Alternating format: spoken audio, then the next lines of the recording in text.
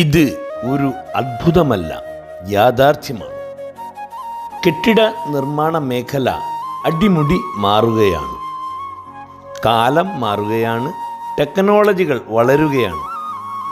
നമ്മൾ മുൻപ് ഉപയോഗിച്ചിരുന്ന നിർമ്മാണ സാമഗ്രികൾ, പാറമ്പുല്ല്, ഓലകൾ, ആസ്പെറ്റോ ഷീറ്റുകൾ, ഓട്, കോൺക്രീറ്റ്, ഇതെല്ലാം കഴിഞ്ഞ കാല കെട്ടിട നിർമ്മാണ സാമഗ്രികളാണ്. നിങ്ങൾ ഇത് കേൾക്കുന്നതോടൊപ്പം ഇതിൽ വരുന്ന ചിത്രങ്ങളും കാണുക. എൻ്റെ അറിവുകളും പഠനങ്ങളും പരിചയങ്ങളുമാണ് ഈ വീഡിയോയിൽ പറയുന്നത്. ഇതിൽ പറയുന്ന ഏതു കാര്യത്തിനും വിശദീകരണത്തിനും സംശയങ്ങൾക്കും എൻ്റെ നമ്പറിൽ വിളിക്കാവുന്നതാണ്. വീഡിയോ ദൈർഘ്യം കുറയ്ക്കാൻ വേണ്ടി നിങ്ങൾ അറിയേണ്ട പ്രധാന കാര്യങ്ങൾ മാത്രമാണ് ഇതിൽ പറയുന്നത്. നിർമ്മാണ രംഗത്ത് നമ്മുടെ കേരളത്തിൽ ഈ തലമുറ നേരിടാൻ പോകുന്ന ഒരു വലിയ അപകടത്തെയും അതിനുള്ള പരിഹാര മാർഗവുമാണ് ഞാൻ ഇവിടെ വിവരിക്കുന്നത്.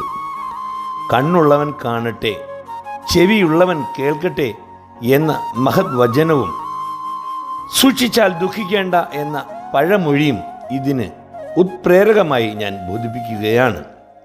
2 ഉദാഹരണങ്ങൾ പറഞ്ഞേക്കാം. ഒന്ന്, നമ്മുടെ ഒരു അറിവ് തിളപ്പിച്ചാറിയ വെള്ളം മാത്രമേ കുടിക്കാവൂ എന്ന് പറയാറുണ്ട്. ഇത് ശരിയാണോ എന്ന് പഠിച്ചു നോക്കൂ. ഇതുപോലെ നമ്മുടെ നാട്ടിൽ ഇപ്പോൾ വീട് നിർമ്മാണത്തിന് ചുമര് പണിയാൻ ഉപയോഗിക്കുന്ന സിമൻറ്റ് ബ്രിക്സ് 2 തരമുണ്ട്. ഒന്ന് സോളിഡ്, 2 ഹോളോ ബ്രിക്സ്. എല്ലാവർക്കും മനസ്സിലാക്കാൻ വേണ്ടി പറയാം. നമ്മുടെ കടല മിഠായിയുടെ ഡിസൈനിൽ നിർമ്മിക്കുന്ന ബ്രിക്സ്, ഇത് ഉപയോഗിച്ചാണ് ഇന്ന് നമ്മുടെ നാട്ടിൽ പലരും വീടുകൾ പണിയുന്നത്. ഞാൻ ധാരാളം കണ്ടിട്ടുണ്ട്. ഇത് നമ്മുടെ തലമുറ തന്നെ വലിയ അപകട ഭീഷണി വരുത്തി വയ്ക്കാൻ പോകുന്നതാണ്. ഒരുവിധ നിയമങ്ങളുമില്ലാതെ പല രീതിയിൽ നിർമ്മിക്കുന്ന, സത്യം പറഞ്ഞാൽ കൃത്യമായ ക്യൂറിങ് പോലും കൊടുക്കാതെ നിർമ്മിക്കുന്ന ഈ കട്ടകൾ നേരിട്ട് ബിയറിംഗ് ലോഡ് എടുക്കുവാൻ പ്രാപ്തിയില്ലാത്തവയാണ് എന്ന സത്യം നിങ്ങൾ ആദ്യം അറിയുക.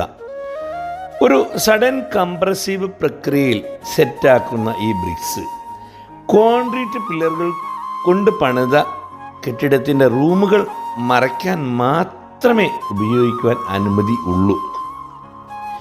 കേവലം 8 വർഷം മാത്രം സെൽഫ് പവറുള്ള സിമെൻറ്റിൻ്റെ ശക്തി കുറയുന്നതോടെ പില്ലറില്ലാതെ പണിത കോൺക്രീറ്റ് കെട്ടിടങ്ങളെല്ലാം വലിയ വിപത്താണ് നേരിടാൻ പോകുന്നത്.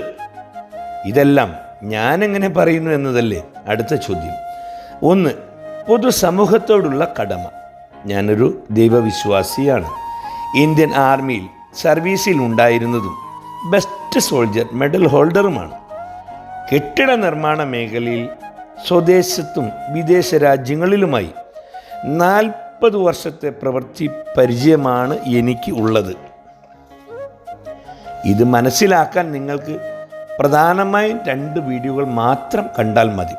യൂട്യൂബ് ചാനലിൽ അല്ലെങ്കിൽ ഗൂഗിളിൽ PFC മുക്കം എന്ന് ടൈപ്പ് ചെയ്ത് construction experience by PFC Mukkam എന്ന വീഡിയോയും GFRG construction by PFC Mukkam എന്ന വീഡിയോയും കാണുക. അതോടെ നിങ്ങളുടെ സംശയങ്ങളെല്ലാം തീരുന്നതേ ഉള്ളൂ. ഇനി പരിഹാര മാർഗമാണ് ഞാൻ നിങ്ങളോട് പറയാൻ പോകുന്നത്. ഇന്ന് നിലവിലുള്ളതും എല്ലാവർക്കും സ്വീകാര്യമാകുന്നതുമായ ഒരു ടെക്നോളജിയാണ് ഈസിയെ എംപാനൽ, എക്സ്പാൻഡഡ് ക്ലേ അഗ്രിഗേറ്റ്സ് ഉപയോഗിച്ചുള്ള നിർമ്മാണം.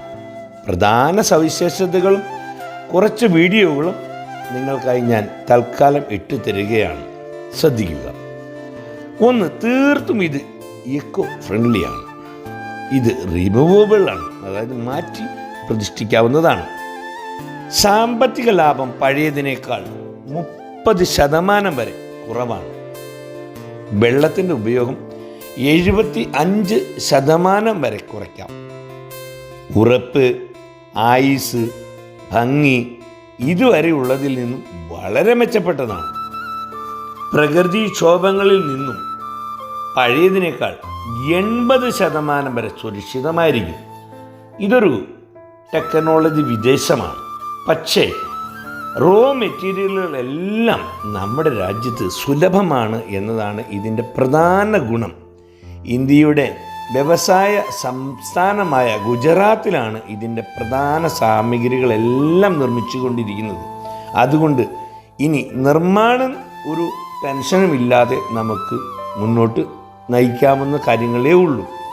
പിന്നെ ഇതിനുള്ള പ്രത്യേകത സമയം ഇതുവരെയുള്ള എല്ലാ കൺസ്ട്രക്ഷൻ രീതികളേക്കാൾ 50% വരെ കുറവായിരിക്കും. അതാണ് ഈസിയെ എം പാനൽ ഉപയോഗിച്ച് പണിതാലുള്ള മെയിൻ സവിശേഷത. എന്തെങ്കിലും വിശദ വിവരങ്ങൾ നിങ്ങൾക്ക് അറിയണമെങ്കിൽ 97 45 670 155 എന്ന എൻ്റെ വാട്സാപ്പ് നമ്പറിലും 94 47 65 0857 എന്ന നമ്പറിലും നിങ്ങൾക്ക് വിളിക്കാവുന്നതാണ്. ഗവൺമെൻറ്റിൻ്റെ അംഗീകൃതമായ സ്റ്റാർട്ടപ്പ് ഇന്ത്യയും കേരള സ്റ്റാർട്ടപ്പ് മിഷനും ആസാദ് എഞ്ചിനീയറിങ്ങും ചേർന്നാണ് ഇതിൻ്റെ സാമഗ്രികളെല്ലാം ഇപ്പോൾ നിർമ്മിച്ചു കൊണ്ടിരിക്കുന്നത്. ഓക്കെ.